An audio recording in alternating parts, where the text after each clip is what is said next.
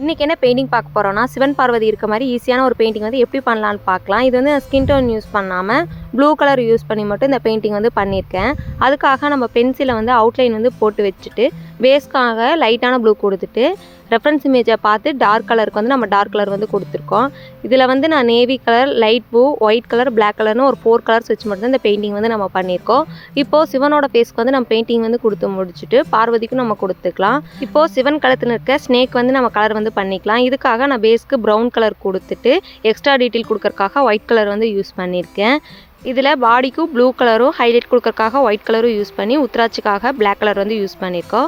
இப்போ அவரோட ஹேர் வந்து வரையலாம். ஹேருக்காக பேஸ் பிளாக் கலர் கொடுத்துட்டு ப்ளூ அண்ட் ஒயிட்டை வச்சு ஹைலைட் வந்து கொடுத்துருக்கோம். இப்போ பேக்ரவுண்ட் வந்து கொடுக்கலாம். இதுக்காக நம்ம ஒயிட் கலரும் லைட் ப்ளூ கலரும் யூஸ் பண்ணியிருக்கோம். இதோட நம்ம பெயிண்டிங் வந்து கம்ப்ளீட் ஆயிடுச்சு. இது உங்களுக்கு பிடிச்சிருக்கான்னு சொல்லுங்கள். பிடிச்சிருந்தா லைக் பண்ணுங்கள், ஷேர் பண்ணுங்கள், கமெண்ட் பண்ணுங்கள். அடுத்தடுத்த வீடியோஸில் பார்க்கலாம். தேங்க்யூ ஃபார் வாட்சிங்.